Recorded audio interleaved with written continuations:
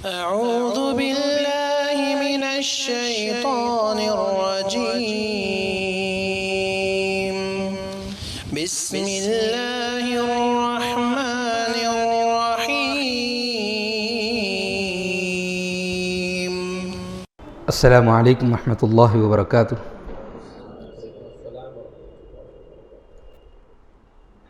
الحمد للہ رب العالمین، والصلاة والسلام علی سید الانبیاء والمرسلین وعلی آلہ وصحبہ اجمعین ومن تبعہم بإحسان الی یوم الدین، اما بعد۔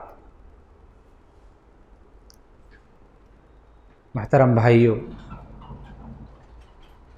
اسلامی ماں اور بہنوں، اسلام ایک دین رحمت ہے۔ اللہ رب العالمین نے قرآن مجید میں فرمایا، وَمَا خَلَقْتُ الْجِنَّ وَالْإِنسَ إِلَّا لِيَعْبُدُونَ، کہ میں نے جنوں اور انسانوں کو اس لیے پیدا کیا تاکہ وہ میری عبادت کریں۔ اللہ رب العالمین نے انسان کو دنیا میں جو پیدا کیا عبادت کے لیے، پیدا کرنے کے بعد دنیا میں جینے کا ایک سسٹم بنایا، انسان کے لیے ایک نظام اس کے سامنے رکھا کہ انسان زندگی گزارے، ایک منصوبہ بندی سے، ایک نظم سے، ایک سلیقے سے زندگی گزارے۔ کچھ سلیقے بتلائے گئے، اللہ نے قرآن مجید میں جو ہے انسان کو زندگی گزارنے کے کچھ آداب سکھلائے ہیں، اور نبی کریم صلی اللہ علیہ وسلم نے احادیث میں کچھ آداب سکھلائے ہیں دنیا میں زندگی گزارنے کے۔ اللہ نے انسان کو مرد اور عورت کی شکل میں پیش کیا، پیدا کیا ہے۔ پیدا کرنے کے بعد اللہ رب العالمین نے مردوں کے ذمے کچھ ذمہ داریاں اور عورتوں کے ذمے کچھ ذمہ داریاں اللہ رب العالمین نے رکھی ہیں، اور اللہ رب العالمین نے مرد کو اس کی حیثیت، اس کی طاقت کے اعتبار سے اللہ نے ذمہ داریاں دی ہیں، اور عورت کو اس کی طاقت کے اعتبار سے اللہ نے ذمہ داریاں دی ہیں۔ مرد کو اللہ رب العالمین نے اس کی طاقت اور اس کی حیثیت کے اعتبار سے اللہ نے کچھ حقوق دیے ہیں، کچھ رائٹس عطا کیے ہیں، اور عورت کو بھی اللہ رب العالمین نے، نبی کریم صلی اللہ علیہ وسلم نے اس کے لیے جو ضروری حقوق ہیں، اللہ رب العالمین اور نبی کریم صلی اللہ علیہ وسلم نے اس کا تذکرہ فرمایا کہ عورتوں کے کیا حقوق ہیں۔ اسلام نے شروع سے ہی عورت کو ایک اونچا مقام عطا کیا ہے۔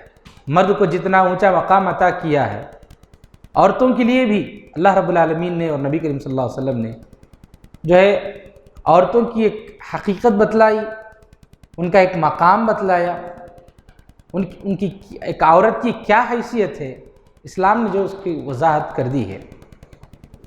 لیکن دنیا ہمیشہ یہی کہتے آئی ہے کہ اسلام نے عورت کو کوئی صحیح مقام نہیں دیا ہے۔ اگر ہم غور سے جائزہ لیں تو دنیا کے جتنے مذاہب ہیں، اسلام کے علاوہ جتنے بھی مذہب ہیں، کسی بھی مذہب میں اتنا اونچا مقام یا اتنے جو حقوق، جو رائٹس اسلام نے دیے ہیں، شاید کسی مذہب نے اتنے حقوق، اتنے رائٹس اور اتنا اونچا مقام شاید کسی مذہب نے نہیں دیا ہے۔ لیکن لوگ بہت سارے جو ہے آج زمانے سے یہی اعتراض کرتے آئے ہیں اسلام کو بدنام کرنے کے لیے کہ جو ہے اسلام نے عورت کو صحیح جو ہے مقام یا اس کی حیثیت نہیں دی ہے۔ افسوس کی بات تو یہ ہے کہ غیر مسلم جو اعتراض کرتے ہیں اسلام کو نہ جاننے کی وجہ سے، مسلمان لوگ بھی جو ہے اعتراض کرتے ہیں، مسلمان عورتیں بھی اعتراض کرنے لگتی ہیں بعض جگہوں پر کہ اسلام نے عورت کو حقوق نہیں دیے ہیں۔ تو جب تک ہم مسلمان قرآن اور حدیث کی تعلیمات کو صحیح معنوں میں نہیں سمجھ پائیں گے، نہیں سمجھیں گے، تو پھر دوسروں تک اس پیغام کو کیسے پہنچائیں گے؟ پوری دنیا میں آج اسلام کے خلاف آوازیں اٹھتی ہیں، پہلے سے اٹھ رہی ہیں اور آج بھی اٹھ رہی ہیں، تو اس کا جواب ہمیں دینا ہے، صحیح طریقے سے جواب دینا ہے، انہیں اسلام کی تعلیمات ان کے سامنے پیش کرنا ہے۔ تو پیش کرنے سے پہلے ہمیں سیکھنا ہے۔ پہلے جب ہم خود نہیں جانتے ہیں تو سامنے والا جب آ کر ہم پر اعتراض کرے گا یا سوال کرے گا تو ہم جواب کیسے دیں گے؟ لوگ کیا کرتے ہیں، علم نہ ہونے کی وجہ سے ہم پر جب اعتراض لوگ کرتے ہیں یا پھر یہ کہ سوال کرتے ہیں تو جذبات میں آ کر غلط جواب دے دیتے ہیں، یا پھر اگر وہ گالی دینے لگتا ہے تو یہ بھی گالی دینے لگ جاتے ہیں، وہ مار دھاڑ کے لیے آ جاتا ہے تو یہ بھی مار دھاڑ کے لیے چلے جاتے ہیں۔ یہ غلط طریقہ ہے۔ قرآن مجید نے کہا ادع الی سبیل ربک بالحکمت والموعظۃ الحسنہ، کہ تمہارے رب کی طرف تم بلاؤ، کیسے؟ حکمت کے ساتھ بلاؤ۔ غصے میں آ جانا، غصے سے جو جلد بازی میں کچھ بھی کہہ دینا، یہ ہماری شریعت نہیں سکھاتی۔ حکمت کے ساتھ جواب دیں، حکمت کے ساتھ لوگوں کو سیدھے راستے کی طرف بلائیں۔ والموعظۃ الحسنہ، اور اچھے کلمات کا استعمال کریں۔ تو غرض ہے کہ ہماری شریعت نے طریقہ بتلایا ہے، پہلے ہم علم سیکھیں، اس کے بعد لوگوں تک جو ہے اس پیغام کو، اس علم کو پہنچائیں۔ تو عورت کو اسلام نے جو حقوق دیے ہیں، جو مقام دیا ہے، پہلے مسلمانوں کو پہلے جاننا پڑے گا اور اس کے بعد اس پیغام کو پہنچانا پڑے گا۔ دیکھیے، اگر ہم اسلام سے پہلے کا ہم جائزہ لیتے ہیں کہ اسلام سے پہلے جس کو ہم جاہلیت کا دور کہتے ہیں، پہلے ہم اس کو جانتے ہیں کہ ان لوگوں نے اسلام عورت کو کیا مقام دیا تھا۔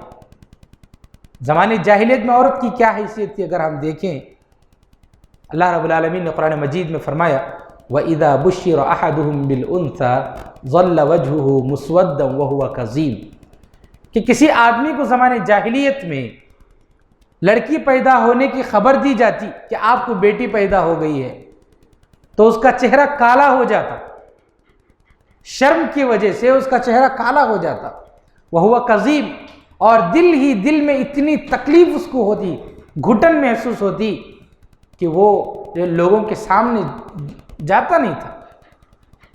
يَتَوَارَى مِنَ الْقَوْمِ مِنْ سُوءِ مَا بُشِّرَ بِهِ أَيُمْسِكُهُ عَلَىٰ هُونٍ أَمْ يَدُسُّهُ فِي التُّرَابِ، اب وہ لوگوں کے سامنے جو ہے اپنے چہرے کو چھپائے پھرتا تھا کہ کہیں لوگ مجھے دیکھ نہ لیں کہ مجھے بیٹی پیدا ہو گئی ہے۔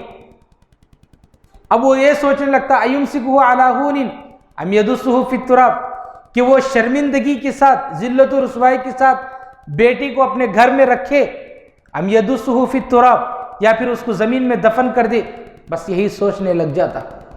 الا ساء ما یحکمون، کیا ہی برا فیصلہ یہ لوگ کرتے ہیں، اللہ رب العالمین نے بتلایا۔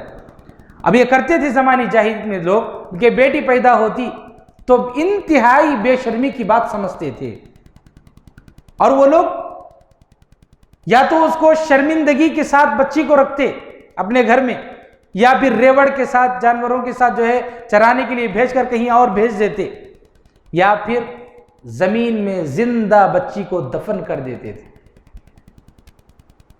قرآن مجید نے فرمایا وَإِذَا الْمَوْءُودَةُ سُئِلَتْ بِأَيِّ ذَنبٍ قُتِلَتْ، قیامت کے دن جن بچیوں کو زندہ دفن کر دیا گیا، یہ بچیاں قیامت کے دن آئیں گی اور پوچھیں گی بِأَيِّ ذَنبٍ قُتِلَتْ، کہ کس گناہ کی وجہ سے، کس جو ہے غلطی کی وجہ سے، کیا قصور تھا ان کا کہ جو انہیں دفن کر دیا گیا۔ بچیاں آ کر پوچھیں گی قیامت کے دن۔ تو لوگ زمانے جاہلیت میں بچیوں کو زندہ دفن کر دیتے تھے۔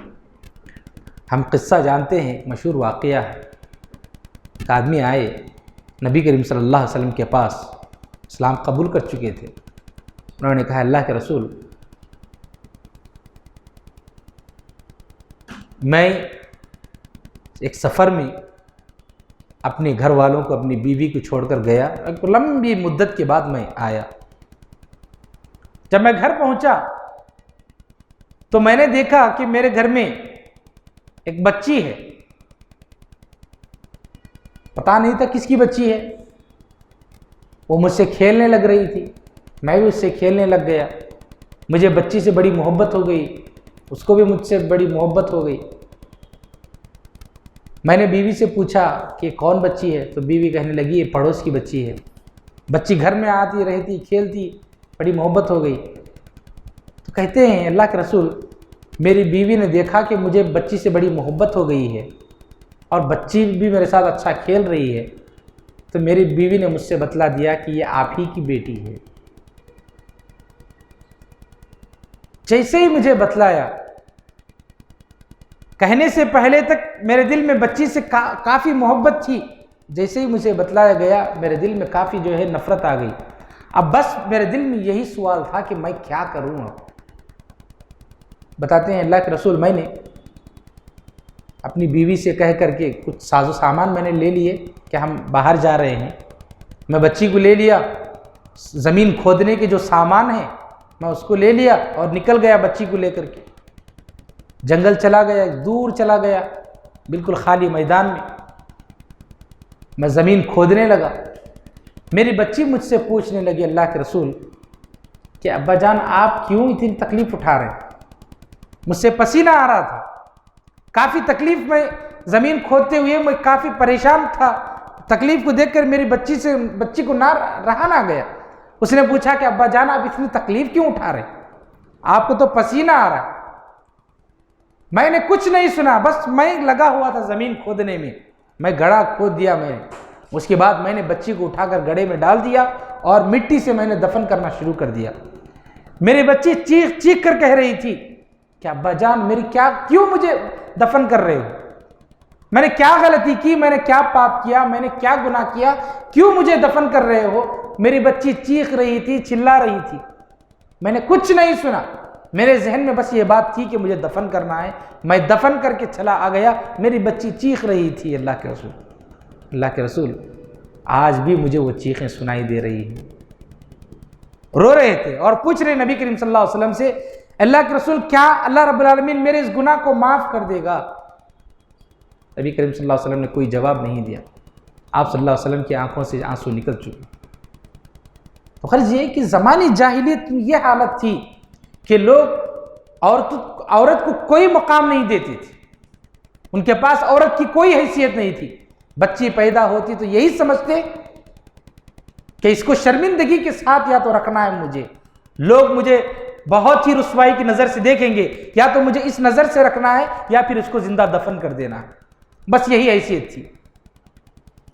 لیکن اسلام جب آیا تو اسلام نے عورت کا مقام بتلایا، عورت کی حیثیت بتلائی، عورت کی فضیلت اسلام نے بتلائی کہ لوگوں عورت کا یہ مقام ہے۔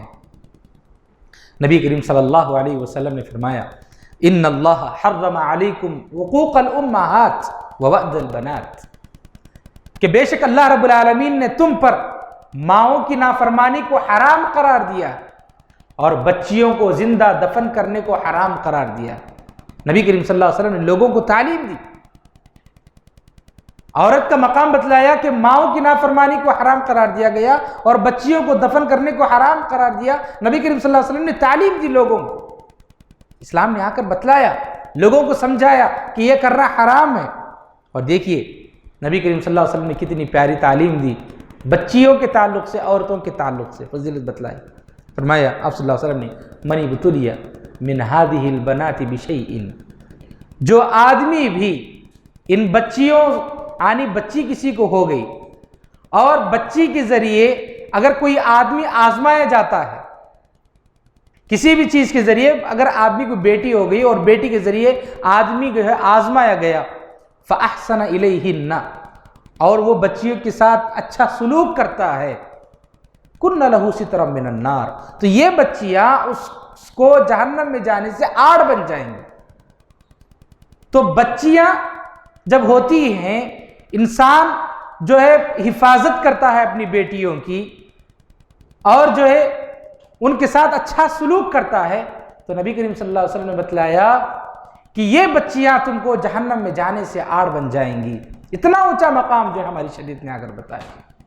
اور دیکھیے ایک اور حدیث میں نبی کریم صلی اللہ علیہ وسلم نے کیا فرمایا؟ فرمایا من عال جاریتین حتی تبلغا، کہ جو آدمی بھی اگر اس کو دو بچیاں ہو رہی ہیں، بیٹیاں، اگر وہ ان کی جو ہے حفاظت کرتا ہے، انہیں پالتا ہے، پوستا ہے، جو ہے ان کی دیکھ بھال کرتا ہے، حتی تبلغا، یہاں تک کہ جب وہ بڑی ہو جاتی ہیں، یعنی جوان ہونے تک جو ہے ان کے دیکھ بھال کرتا ہے، اچھی تربیت دیتا ہے، پھر جو ہے اچھا رشتہ دے کر کے جو شادی کر کے دیتا ہے، پوری اچھی تربیت کرتا ہے، جاء یوم القیامہ، تو وہ آدمی قیامت کے دن آئے گا، انا وہوا، میں اور وہ آدمی جو اپنی بچیوں کی پرورش کرتا تھا، اچھی تربیت دیا اور جو ہے جوان ہونے تک اچھی پورا خیال رکھ کے اچھا رشتہ کر کے دے دیا، وہ آدمی کل قیامت کے دن آئے گا، میں اور وہ دونوں اس طرح ہوں گے۔ آپ صلی اللہ علیہ وسلم نے اپنی انگلیوں کو ملا کر کے بتلایا،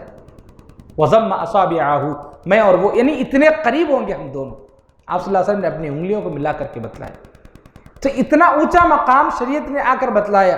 نبی کریم صلی اللہ علیہ وسلم نے جو ہے بتلایا کہ بچی ہو تو آپ اس کی دیکھ بھال کریں گے، جوان ہو جائے گی وہاں تک اس کا خیال کریں گے، اس کے بعد اچھا رشتہ شادی کر کے دے دیں گے۔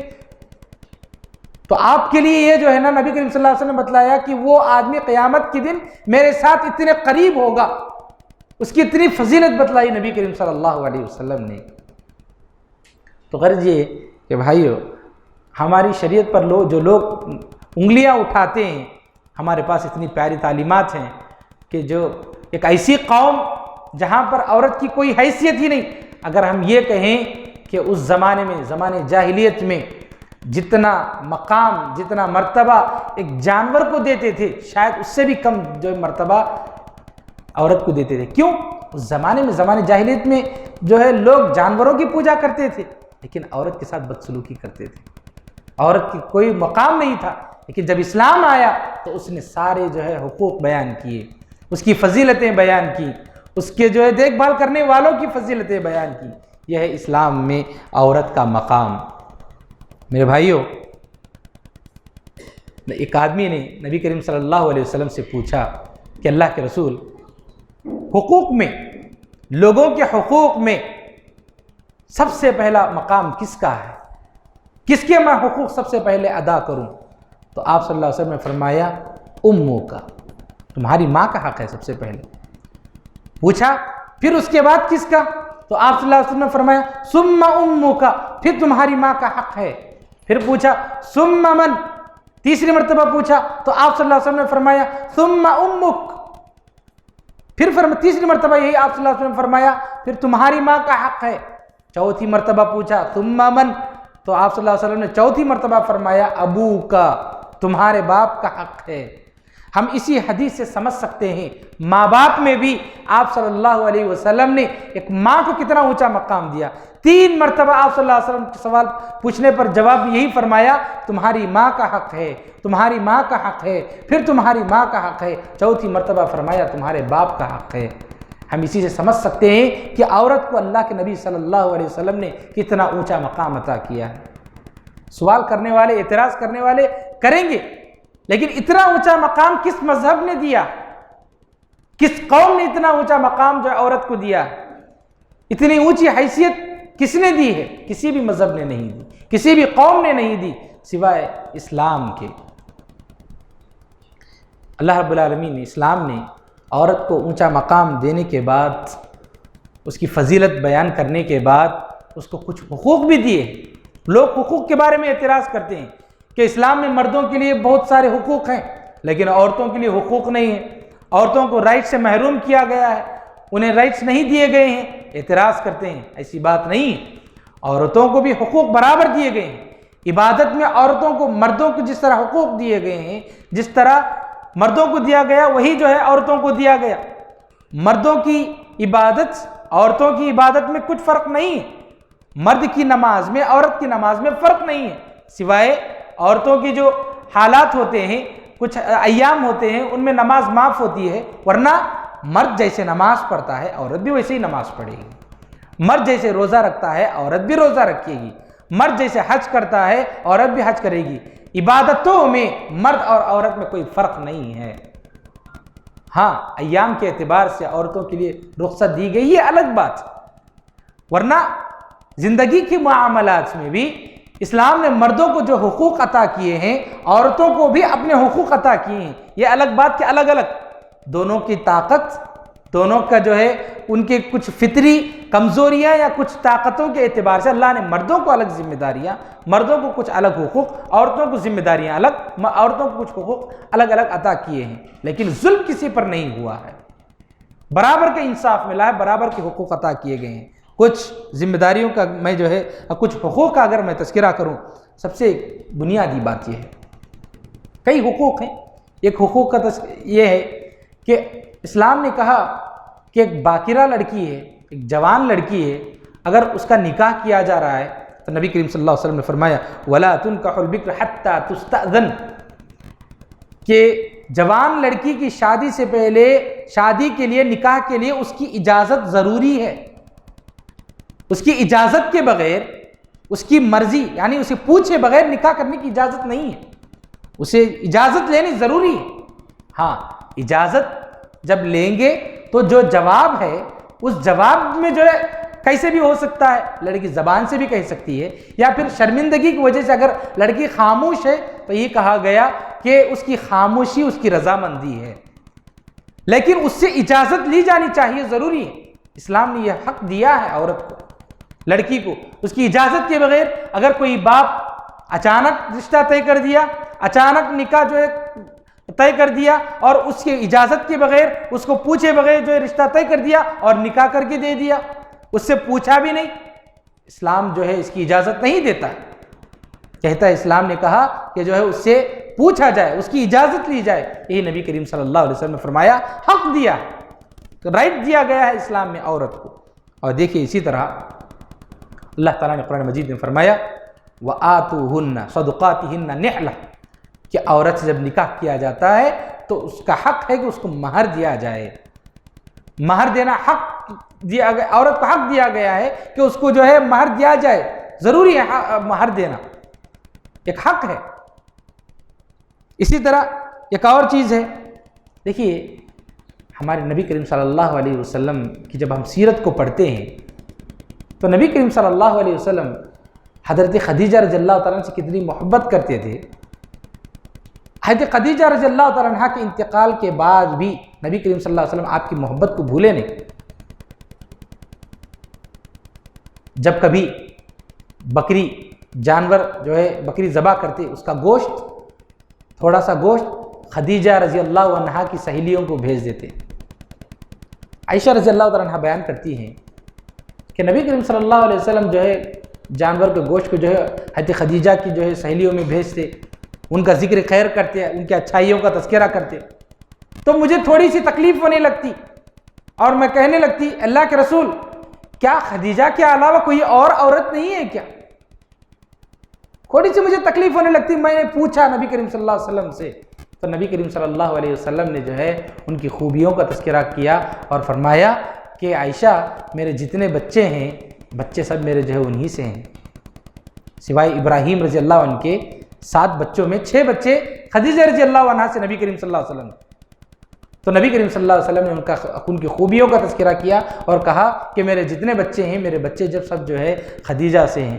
تو خدیجہ رضی اللہ تعالیٰ عنہ نے آپ صلی اللہ علیہ وسلم کی بڑی جو ہے مدد کی، مالی اعتبار سے بھی مدد کی اور جو ہے ذہنی اعتبار سے بھی آپ کو جو ہے سکون دیا تھا، اپنی زبان سے بھی جو ہے سکون دیا تھا، بڑی جو ہے مدد کی تھی۔ نبی کریم صلی اللہ علیہ وسلم کبھی بھول نہیں پائے، حقوق ادا کرتے تھے۔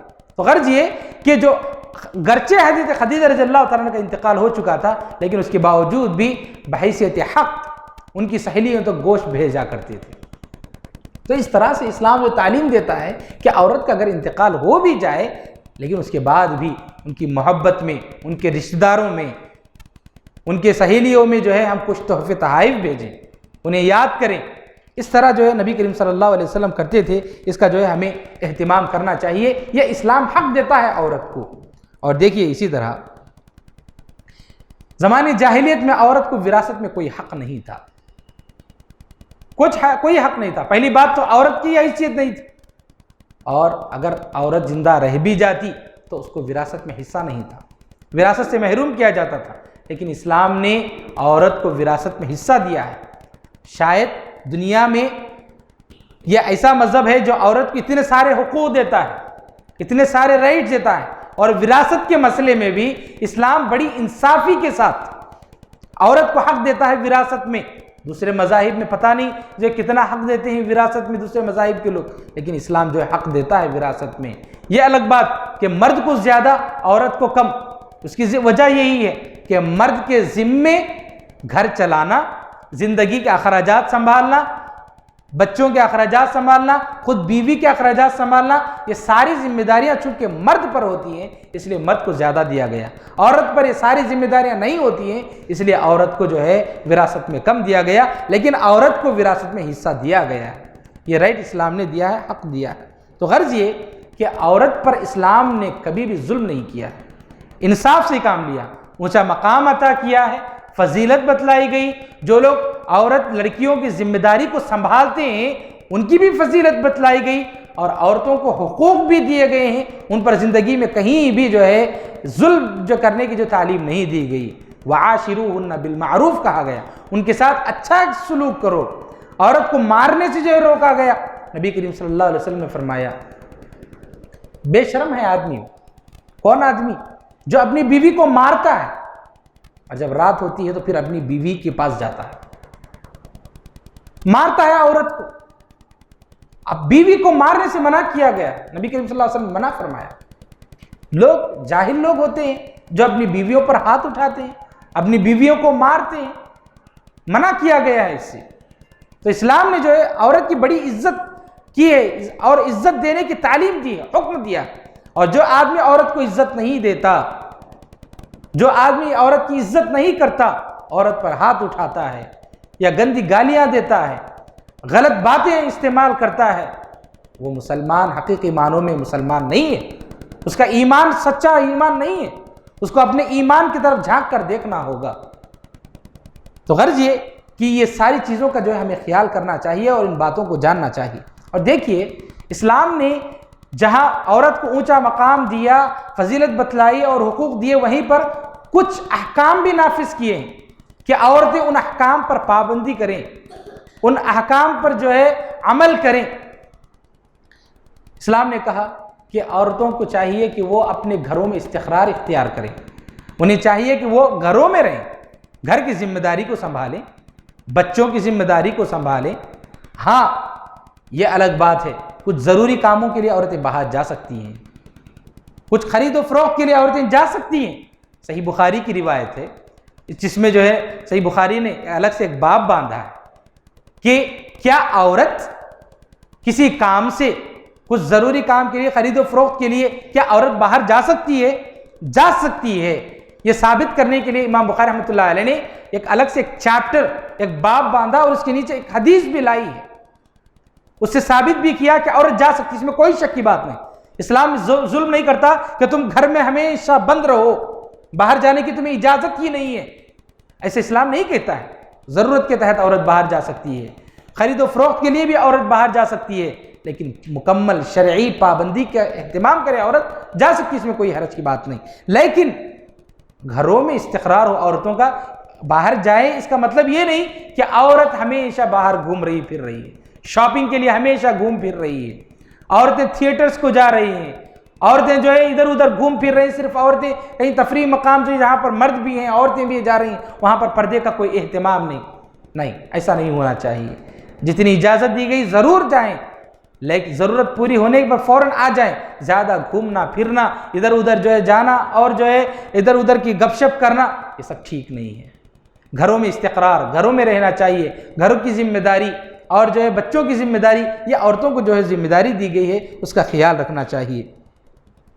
ایک اور چیز جو اہتمام کرنا ہے، جو حکم دیا گیا وہ یہ کہ عورتیں مردوں کے ساتھ جو ہے خلط ملط نہ ہوں، مرد و زن کا اختلاط نہ ہو.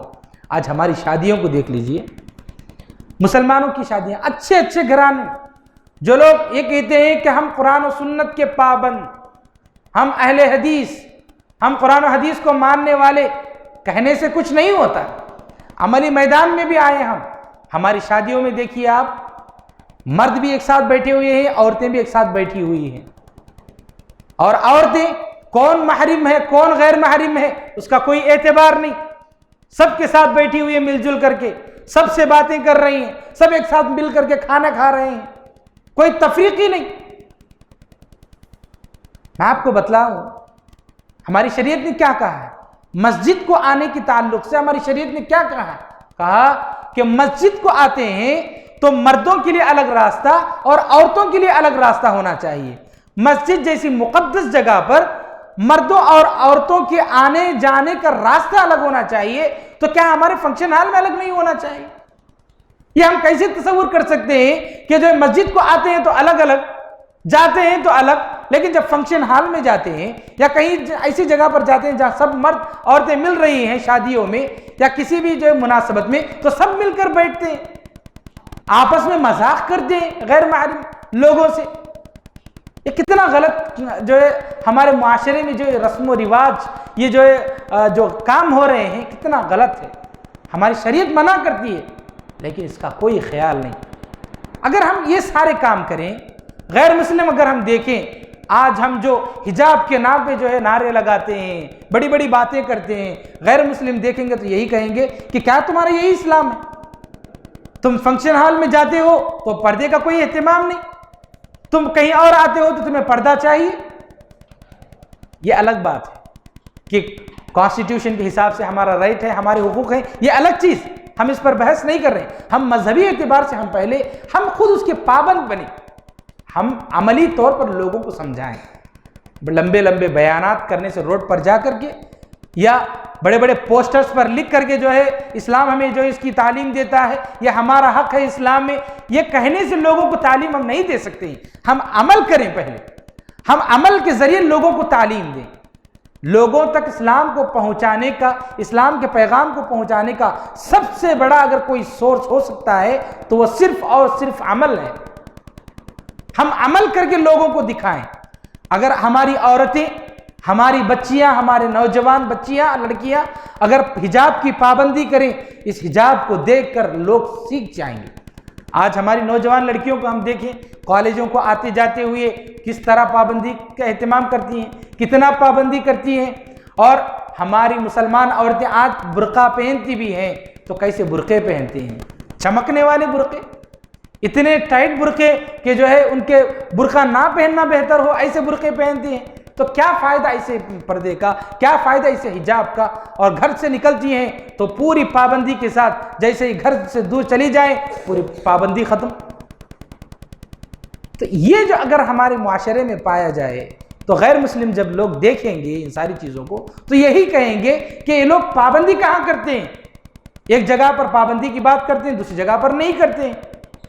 تو غرض یہ کہ یہ مرد و زن کا جو اختلاط ہے, مردوں کے ساتھ ملنا, غیر محرم مردیں, گرچہ وہ خاندان کے افراد ہی کیوں نہ ہو, اگر وہ غیر محرم ہے تو اس کے ساتھ بیٹھنا, اس کے ساتھ بے تکلفی سے باتیں کرنا, ہنسی مذاق کرنا, یہ غلط ہے. ہاں اس کے حدود ہیں, حدود کے ساتھ ہم بات کریں, حدود کے ساتھ جو ہے ہنسی مذاق بھی ہوتا ہے, حدود کے ساتھ, ایسا نہیں کہ پوری بے تکلفی بے پردگی کے ساتھ بیٹھے ہوئے ہیں, یہ بالکل غلط بات ہے. دیکھیے بے پردگی حرام ہے. لوگ سمجھتے ہیں پردہ کرنا شاید سنت ہے یا نفل ہے یا کوئی اختیار ہے, کوئی آپشنل چیز ہے. نہیں, یہ عورت پردہ کرنا عورت پر فرض ہے, فرض. اس کی دلیل کیا ہے؟ قرآن مجید نے کہا وَإِذَا سَأَلْتُمُوهُنَّ مَتَاعًا فَاسْأَلُوهُنَّ مِنْ وَرَاءِ حِجَابٍ, کہ اگر تم ان عورتوں سے کوئی چیز پوچھتے ہو, کوئی بات پوچھتے ہو یا کوئی چیز مانگتے ہو, فَاسْأَلُوهُنَّ مِنْ وَرَاءِ حِجَابٍ, حجاب کے پیچھے, پردے کے پیچھے رہ کر کے ان سے مانگو, پردے کے پیچھے رہ کر کے ان سے بات کرو. قرآن مجید نے یہاں تک یہ کہا, سورہ احزاب میں بہت لمبی چوڑی تفصیلات دی گئی ہیں, آداب بتلائے گئے ہیں کہ آپ کسی کے گھر کو جاتے ہیں, کسی کے دروازے کو کھٹکھٹاتے ہیں یا کسی کو آواز دیتے ہیں عورت کو, تو عورت کیسے رسپونڈ کرے. عورت بالکل ہلکی پھلکی آواز سے جواب نہ دے بلکہ کڑک آواز سے جواب دے, کڑک آواز سے بات کرے تاکہ کسی کے دل میں جو ہے شیطان جو ہے برائی کا خیال بھی نہ ڈالے. تو غرض یہ کہ پردہ کرنا یہ کوئی آپشنل چیز نہیں ہے یا کوئی ایسی چیز نہیں ہے کہ ہم کریں تو ثواب ملے گا, نہ کریں تو جو کوئی گناہ نہیں, ایسی بات نہیں ہے, فرض. عیدگاہ میں عورتوں کے آنے کے جو مسائل بیان کیے گئے ہیں ان میں سے نبی کریم صلی اللہ علیہ وسلم سے جو ہے عورتوں کے پوچھنے پر آپ صلی اللہ علیہ وسلم نے فرمایا کہ اگر تمہارے پاس دوپٹے نہیں ہیں، اوڑھ کر آنے کے لیے نہیں ہیں، تو بازو گھر سے لے کر ہی صحیح آ جاؤ۔ حجاب کی پابندی کتنی جو ہے تعلیم دی گئی ہے۔ تو غرض یہ کہ عورتیں صرف حقوق کی مانگ کرنے لگیں یا اپنے حیثیت یا اپنے اونچے مقام کی بات کرنے لگیں، صرف یہ کافی نہیں ہے۔ حجاب کی پابندی، پردے کی پابندی، اسلام جو تعلیمات دیتا ہے ان کی پابندی، آج آزادی کے نام پہ جو ہے رائٹس کے نام پہ آج ہماری مسلمان عورتیں کیا کیا کرنے لگتی ہیں، کیا کیا جو ہے حدود پار کرنے لگتی ہیں، اور جو ہے اسلام سے دور ہونے لگ رہے ہیں، اسلام کو سمجھ نہیں پاتے۔ یہی بنیادی وجہ یہی کہ ہم اسلام کو صحیح معنوں میں نہیں جانتے۔ اسلام کی تعلیمات کو اگر ہم صحیح معنوں میں سمجھ جائیں، اگر ہم جان جائیں، تو پھر تب ہم خود عمل کریں گے اور لوگوں کو تعلیم دیں گے۔ آج ہم دیکھتے ہیں کچھ لوگ، کچھ مسلمان عورتیں، کچھ مسلمان لڑکیاں یا پھر مرد لوگ بھی ڈیبیٹ میں آتے ہیں، آن لائن کسی چینل پر آتے ہیں یا کسی جگہ پر جو ڈیبیٹ میں آتے ہیں، غیر مسلم لوگ جو ہے پردے پر اعتراض کرتے ہیں، ان کے پاس بہت سارے آبجیکشنز ہیں، وہ لوگ سوال کرتے ہیں، اب ان کے پاس جواب کے لیے کوئی ایسی چیز نہیں ہے کہ جو وہ جواب دے سکیں۔ علم تو نہیں، خود اپنے علم جو ہے اسلام کے بارے میں جانتے نہیں کہ پردے کے کیا احکامات ہیں۔ جیسے مثال کے طور پر ہماری جو مسلمان عورتیں ہیں، مائیں بہنیں، ان کے پاس کتنا علم ہے پردے کا، یعنی محرم کون ہے، غیر محرم کون ہے، کیا ہماری مسلمان عورتوں کے پاس اس کا علم ہے؟ کس سے پردہ کرنا ضروری ہے اور کس سے پردہ نہیں کرنا ہے، کیا جو ہے اس کی تعلیم ہے، کیا یہ جانتے ہیں؟ ان ساری چیزوں کو جاننا ہے۔ پردہ کرنا ہے تو پردے کا مطلب کیا ہے جانیں، پردہ کرنا ہے تو پردہ کتنا کرنا ہے اس کو جانیں، کس کے سامنے کتنا پردہ کرنا ہے۔ ماں باپ اگر باپ ہے، بھائی ہے، تو ان کے سامنے بھی پردہ کرنا ہے۔ کچھ چیزیں پردے کا مطلب یہ نہیں کہ بالکل اوڑھ کر کے ایسا آ جائے، بلکہ لیکن باپ کے سامنے بھی کچھ مروت کا خیال کرتی ہے عورت، کچھ جو ہے اہتمام کرے پردگی کا، اس کا بھی اہتمام کرے، لیکن کتنا کرنا ہے باپ کے سامنے، بھائی کے سامنے یا پھر غیر محرم کے سامنے، ان ساری چیزوں کو جاننا چاہیے۔ جب ہماری عورتیں خود اس بات کا علم نہیں رکھتی ہیں تو پھر ادھر ادھر کی بات کو اگر ہم لے کر سمجھائیں گے تو اس کا کوئی فائدہ نہیں ہوتا ہے۔ اور دیکھیے نبی کریم صلی اللہ علیہ وسلم نے فرمایا الحیاء لا یأتی الا بخیر، کہ حیا ہمارے اندر سب سے پہلی ہونی چاہیے۔ فرمایا کہ جس کے اندر حیا ہوتی ہے اس کے اندر بہت ساری بھلائیاں ہوتی ہیں۔ تو یہ حیا اور پاک دامنی کا یہ جو الحیاء شعبۃ من الایمان کا اللہ کے نبی صلی اللہ علیہ وسلم نے، حیا ایمان کا ایک جزء ہے، حیا ایمان کا ایک جو ہے حصہ ہے، ایک پارٹ ہے۔ جس کے اندر حیا ہے گویا اس کا ایمان صحیح سلامت ہے، جس کے اندر حیا اور شرم نہیں ہے یعنی شرمندگی، یہ پھر جو ہے اس کے اندر ایمان کی کمزوری ہے۔ اسی لیے نبی کریم صلی اللہ علیہ وسلم نے فرمایا اذا لم تستحی فاصنع ما شئت، اگر تمہارے اندر شرم نہیں ہوگی، حیا نہیں ہوگی، تو پھر تم جو چاہو کرو گے۔ جیسے مثال کے طور پر یہ جو ایکٹرز ہوتے ہیں، ان لوگوں کے پاس کوئی حیا نہیں ہوتی ہے، اس لیے وہ لوگ لوگوں کے سامنے کچھ بھی کرنے کے لیے تیار ہو جاتے ہیں۔ لیکن جن لوگوں کے پاس حیا ہوتی ہے وہ لوگ لوگوں کے سامنے چھوٹی چھوٹی چیزوں کے لیے بھی جو ہے شرمندگی محسوس کرتے ہیں۔ صحابی بتاتے ہیں کہ نبی کریم صلی اللہ علیہ وسلم ایک کنواری لڑکی سے بھی زیادہ شرمیلے تھے۔ حیا ایک بہت ضروری چیز ہے، مردوں کے لیے بھی ضروری چیز ہے، عورتوں کے لیے بھی ضروری چیز ہے۔ اگر ہماری عورتیں اگر جو ہے ان کے اندر حیا اگر چلی جائے، مردوں کے سامنے گھومنا پھرنا اگر ایسا آ جائے تو بہت ساری برائیاں مردوں میں بھی آ جائیں گی اور عورتوں میں بھی آ جائیں گی۔ اس لیے ضروری ہے کہ ہم اپنے اندر حیا پیدا کریں۔ اگر ہمارے اندر حیا ہے تو اگر ہم بہت ساری گناہوں سے بچ جائیں گے، حیا نہیں ہے تو لوگ جو ہے جری ہو جائیں گے، یعنی کسی کے سامنے کوئی بھی گناہ کرنے سے ڈریں گے نہیں۔ حیا الحیاء شعبۃ من الایمان جو ہے، اسی لیے نبی کریم صلی اللہ علیہ وسلم نے فرمایا۔ تو غرض ہے کہ میرے بھائیوں، اسلام نے عورت کو اونچا مقام بھی عطا کیا ہے، اس کی فضیلت بھی بتلائی ہے، اس کے حقوق بھی دیے ہیں اور کچھ احکام بھی بتلائے ہیں کہ پابندی کی جائے۔ اسلام نے کسی بھی ٹرم، کہیں بھی کسی بھی جو ہے ناحیے سے، کسی بھی اینگل سے عورت پر کہیں بھی ظلم نہیں کیا ہے، انصاف کے ساتھ ہی جو معاملہ کیا ہے، انصاف کے ساتھ ہی حقوق دیے ہیں، اس میں کوئی شک کی بات نہیں۔ ہم مسلمانوں کو جو ہے ایسے بہت سارے ٹاپکس ہیں، کرنٹ ٹاپکس جو دنیا میں اسلام کو بدنام کرنے کے لیے اٹھائے جا رہے ہیں. ہمیں علم سیکھنے کی ضرورت ہے تاکہ ہم خود عمل کریں اور اس پیغام کو دوسروں تک پہنچائیں. رب العالمین سے دعا ہے کہ اللہ تعالی ہم سب کو کتاب و سنت کے مطابق زندگی گزارنے کی توفیق نصیب فرمائے. رب العالمین سے دعا ہے کہ اللہ تعالی ہم سب کو اس پیغام کو دوسروں تک ہمارے عمل سے بھی اور علم سے بھی پہنچانے کی ہمیں توفیق نصیب فرمائے. آمین. واخر دعوانا الحمدللہ رب العالمین.